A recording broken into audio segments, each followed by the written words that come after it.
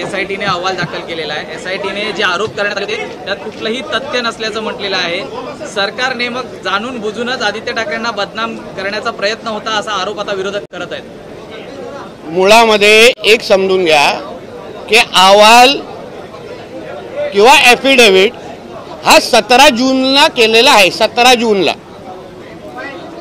तो आज तुमच्या नजरेसमोर आलेला आहे आणि जो ॲफिडेव्हिट सरकारच्या वतीने एसआयटीच्या वतीने कोर्टामध्ये गेलेला आहे त्याबद्दल नेमकं कोर्टाने काल काय ऑब्झर्वेशन दिले त्याबद्दल थोडी तुम्ही माहिती घ्यावी। तुमचे कोर्टचे बीटचे रिपोर्टर असतात त्यांच्याकडून थोडी माहिती आपण लोकांनी घ्यावी। शेवटी हा विषय फक्त नितेश राणे पुरता नाही, दिशा सालियांच्या स्वतःच्या वडिलांनी पण आरोप केलेले आहेत आणि जो ॲफिडेव्हिट काल जो दाखल झाला 17 जूनला त्याच्या विरोधात तिच्या वडिलांनी पण एक दुसरा ॲफिडेव्हिट केलेला आहे त्याला चॅलेंज करण्याचा। म्हणून हा कोर्टात मध्ये चालू असलेला मॅटर आहे। कोर्टामध्ये त्याबद्दल किती भाष्य करू शकतो याच्याबद्दल प्रश्नचिन्ह आहेत आणि मुळामध्ये हा फक्त नितेश राणेचा विषय नाही, राजकीय आरोपाचा विषय नाही। मग दिशा सालियांचे वडील ज्यांनी स्वतःची मुलगी गमावली ते पण काय राजकीय आरोप करणार आहेत का? ते पण कोणाचं नाव मुद्दामून घेणार आहेत का? ते स्वतःच्या त्यांनी जे ॲफिडेव्हिट जे त्यांनी कोर्टामध्ये केलं त्याच्यामध्ये त्यांनी आदित्य ठाकरे, डिनो मोरिया सगळ्यांची नावं दिशा सालियांच्या वडिलांनी घेतलेली आहे, एक लक्षात घ्या। आणि म्हणून मी एवढंच सांगेन की पिक्चर अभी बाकी आहे, पूर्ण पिक्चर अजून संपलेला नाही। 16 तारीख दिलेली आहे, पुढच्या तारखेनुसार त्या तारखेवर काय होतं ह्या दिशा सालियांच्या केस संदर्भात आपण बघू, काय हरकत नाही। राज्य सरकार आणि आत्ताचे पोलीस आत्ताच्या त्यांना शेवटी काय जे नजरेसमोर दिसलं असेल तर त्यांनी योग्य पद्धतीने अहवाल दिला। तुम्हाला आठवत असेल जेव्हा एसआयटी गठीत झाली त्यानंतरच मी एक पत्र पण दिलेलं की त्याच्यातला एक जो अधिकारी आहे तो त्या सगळ्या विषयामध्ये साथीदार आहे दिशा सालियन केसमध्ये, तिच्या मर्डरमध्ये, तर त्याला बदलण्यात यावं असंही पत्र मी दिलेलं। आणि म्हणून जो काय ॲफिडेव्हिट दिलेलं आहे ते कोर्टामध्ये सादर केलेलं आहे। माननीय कोर्ट त्याबद्दल निर्णय घेईल। दिशा सालियांचे वडील याबद्दल त्यांनी ॲफिडेव्हिट काउंटर ॲफिडेव्हिट दिलेला आहे। त्या सगळ्या बाबतीमध्ये 16 तारखेला काय होतं हे पाहू। म्हणून बरोबर बाकी आहे। दुसरं पण एक विषय समजून घ्या की कोर्टामध्ये आदित्य ठाकरेंनी दिलेले प्रतिज्ञापत्र जे आहे त्याच्यामध्ये त्यांनी मी आमदार आहे म्हणजे तो स्वतः आमदार आहेत हे त्यांनी लपवलेलं आहे। मी समाजसेवक आणि उद्योजक आहे असं त्यांनी कोर्टाला खोटी माहिती दिलेली आहे। त्याच्या विरोधात पण एक याचिका झालेली आहे। म्हणजे कोर्टाला खोटं बोलणारे तुमच्या इथे येऊन किती खरं बोलत असतील हे आता येणाऱ्या दिवसामध्ये कळेल ना। म्हणून उगाच तुम्ही अर्धवट माहितीच्या आधारे आपल्याला सगळ्यांना विनंती करतो, आपण सगळे सुज्ञ पत्रकार आहात, अर्ध्या माहितीच्या आधारे पुरा दिवस आज मी जरा कोर्टाच्या माझ्या वैयक्तिक कोर्टाच्या कामामध्ये व्यस्त होतो, तुम्हाला व्यवस्थित पूर्ण तुमच्या बातम्या दिवसभर 7 तास बघून आलेलो आहे। आपल्याला विनंती आहे घाई गडबड करू नका। कोर्टामध्ये हा विषय चालू आहे। एका मुलीने आपलं आयुष्य गमावलेलं आहे, एका वडिलांनी त्यांची मुलगी गमावलेली आहे आणि म्हणून आपण माननीय कोर्टामध्ये जो चाललेला जो केस आहे त्याबद्दल आपण थांबावं। एक बार ये मराठी खत्म कर देते किंवा कर ले। आदित्य ठाकरे म्हणून गेले की बा या केसशी माझा काही संबंध नाहीये, नाहक माझी 5 वर्षापासून बदनामी करण्यात येते, या केसचा माझा कुठलाही संबंध नाही। म्हणून बोलतो ना आता त्याबद्दल उत्तर देण्यापेक्षा आगे देखो ना होता है क्या, बघू ना कोर्टामध्ये काय होतंय। म्हणून हे सगळे जे तुम्हाला जे सांगून ते ठेवलेले हे उत्तर आहेत ना ते कुठेतरी रेकॉर्ड करून ठेवा, नंतर एकत्र वाजवायला भेटेल। भाऊच्या धक्क्याच्या इथले हे तुम्ही वाचलं पाहिजे ना, तुमचं काम मी कशाला हलकं करू। भाऊच्या धक्क्या इथले जे कोळी बांधव आहेत ते मत्स्य व्यवसाय करतात त्यांना नोटीस आलेल्या आहेत आणि त्यांचं त्याबद्दल मी आत्ताच माहिती गेलेली आहे।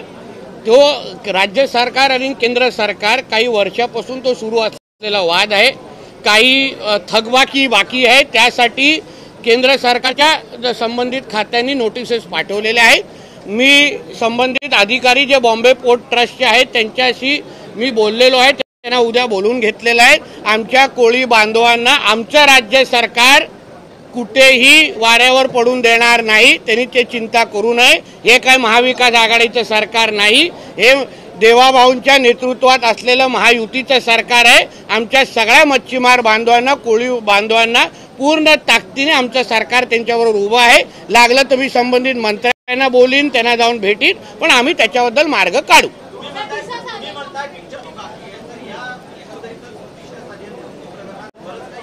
हो, नक्की बाकी आहे. त्याचा तो अर्थ होतो, कारण का अजून पण वडिलांनी जे काही प्रतिज्ञापत्र कोर्टात केलेलं आहे, जी केस कोर्टात चालवली आहेत, जे आरोप कोर्टात झालेले आहेत, जिथे आदित्य ठाकरेंनी खोटी प्रतिज्ञापत्र दिलेलं आहे, जेणेकरून ती केस आमदार खासदारांच्या कोर्टामध्ये चालू नये. या सगळे विषय आता येणाऱ्या दिवसामध्ये येतील ना. काही घाई करू नका, आम्ही बिलकुल घाईमध्ये नाही. त्या आमच्या दिशा साल्या नामक बहिणीला निश्चित न्याय भेटणार आणि असलेले हे सगळे खुनी जेलमध्ये जाणार. हाँ बोला. रेड पिटिशन भी फाइल की है आदित्य ठाकरे. मैं इसके बाद आपके हिंदी के बाद आता हूँ. मीरा रोड मध्ये व्यापाऱ्यांनी बंद केलेले आहे. मराठी अमराठी वाद तिथे निर्माण झालेला आहे आणि जे अमराठी आहेत ते भाजपचे कार्यकर्ते असं सांगितलं जाते. मनसेने देखील एक बंद पुकारले. त्यांचं असं म्हटलं की असं आहे की आता पण सकाळी त्या दिवशी मीरा रोडला एका हिंदूला मारलं, नंतर आता पण मी कुठला तरी ते माजी खासदार राजन विचारेंचाही व्हिडिओ पाहिलं, तिथे पण एका हिंदूला मारलेला आहे. एवढा ढोंगणात ताकद आहे ना, जाऊन मोहम्मद अली रोड आणि नल बाजार, भेंडी बाजार मध्ये एका कोणाला तरी दाढी आणि गोल टोपीवाल्याला कान फडवा ना. ढोंगणात ताकद आहे ना तुमच्या. ते काय मराठी, शुद्ध मराठी बोलतात की काय? त्यांच्या थोबाड्यातून कधी आम्ही मराठी ऐकलं नाही, अल्लाह अकबर सोडून. मग तिथे का नाही त्यांचे थोबाड फोडायची हिंमत करत? तिथे का नाही एका फेरीवाल्याला पकडत? आमच्या कुठल्याही हिंदूला अशा पद्धतीने कोण मारत असेल तर आमचं सरकार नक्की कारवाई करणार. हे हिंदूंनी बसवलेलं सरकार आहे, हिंदुत्वादी विचाराचं सरकार आहे. म्हणून असे कोण काय करत असतील त्याला मी गाडी देतो, जा ना आता नळ बाजारला जाऊन उभा राहा. तो काय तिकडले असलेले फेरीवाले जे मटण विकत ते काय मराठीमध्ये बोलतात? तिथे आपली हिंमत दाखवायची नाही, सगळी छाती ताण करून की आमच्या घरी हिंदूंना दाखवायची. तिथे सांग मराठी में बोलो, मग तुम्ही अजान काढतील दिसेल. मग हिंमत दाखवायची, आम्ही तिथे बोलण्याची हिंमत ठेवतो. आणि बाळासाहेब ठाकरेंच्या विचारात चालणारे शिवसैनिक आहे ना, हे नलबाजारमध्ये जाऊन कान फडवतील आणि त्या लोकांना तोंडाने मराठी काढतील, गरीब हिंदूंना मारणार नाही. म्हणून अशा पद्धतीचे प्रकार वारंवार अगर आमच्या हिंदूंवर होत असतील ना तर आमचं पण सरकार तिसरा डोळं उघडेल, हे तरी लक्षात ठेवावं.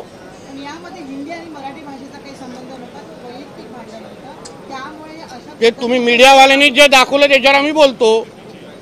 मग मीडियावाल्यांनी सांगायचं ना वैयक्तिक भांडण होतं.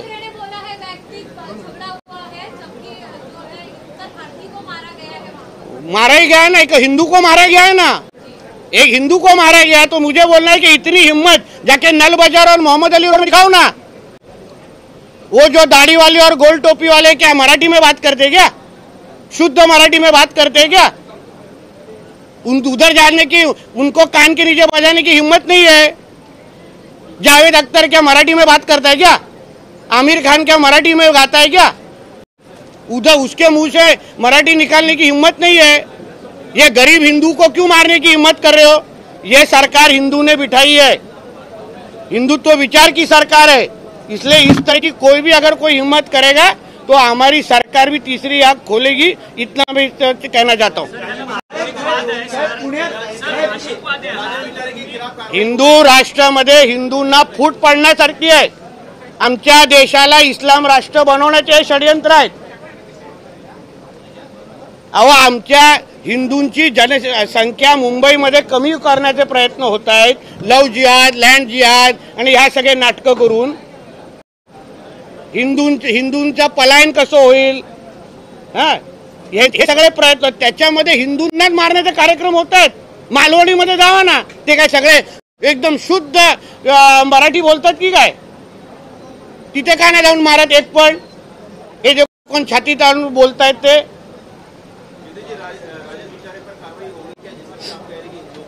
सब जो हिंदू के ऊपर हाथ उठाएगा उसके ऊपर कारवाई होगी. वैयक्तिक वादाचा कुठला विषय असेल त्यावर आपण बोलू शकत. किसका पर्सनल इश्यू होएगा उसके ऊपर बोल नहीं सकता, मगर अगर इस तरह से कोई दादागिरी हिंदू के ऊपर कोई करेगा तो हमारी सरकार कार्रवाई करेगी. सर, आदित्य ठाकरे पुण्यामध्ये defamation एका case- डिलिव्हरी बॉयने घरात घुसून तरुणीवर बलात्कार केला आणि सेल्फी सुद्धा काढला तिचा. तर त्याविषयी कारवाई होणार ना. कायद्याने सुव्यवस्था राखणं हे तर आमचं सरकारचं काम आहे. फडणवीस साहेब आहेत तुम्ही गृहमंत्री, चिंता करू नका, कारवाई होणार. परत डिलिव्हरी करायला जाणार नाही एवढी काळजी घेऊ.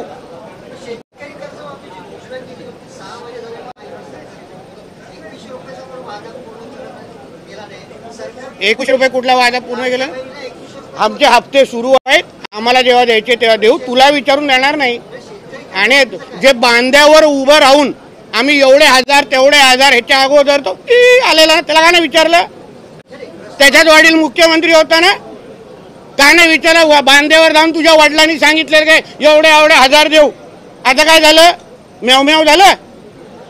आमचं सरकार सगळ्या लोकांना समाधान करा, चिंता करू नका. अजूनपर्यंत एकदा एवढी बॉम्ब केली की लाडकी बहीण योजना बंद आहे, सुरू आहे ना. यावेळी महिन्याचा पण हप्ता गेलाय. तुझ्या घरी पण हप्ता येत असेल तर कळव. चला सर, हिंदी घेऊया का? दुसरा काय दिशा सालन. बोले ना. आदित्य ठाकरे ने रिट पिटीशन फाइल की है, डिफेमेशन किया जा रहा है, ऐसा वो अच्छी बात है. देखिए हर एक को अपनी जो उन्होंने अगर डेफेमेशन फाइल, अच्छी बात है. वो कोर्ट में उसका जवाब मिलेगा ना उनको. हमारे उस दूसरी तरफ भी बात होएगा ना. जो एलिगेशन हम लोग ने किया, मैंने नहीं किया, वो मैंने तो किया है.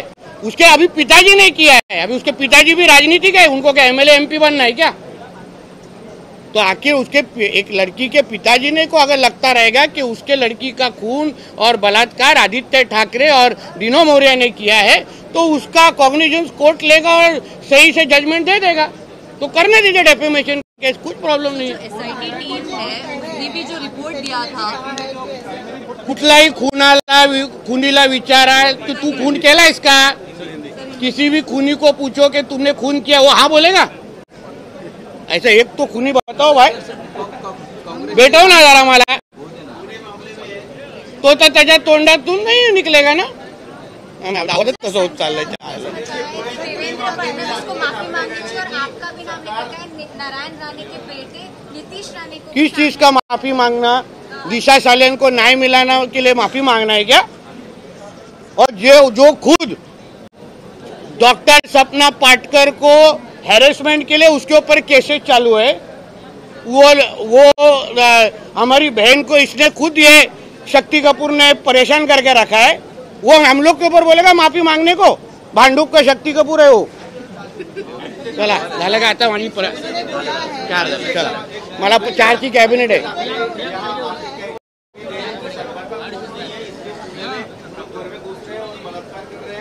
सरकार का खौफ क्या है ना, वह कहीं आने वाले महीने में समझेगा.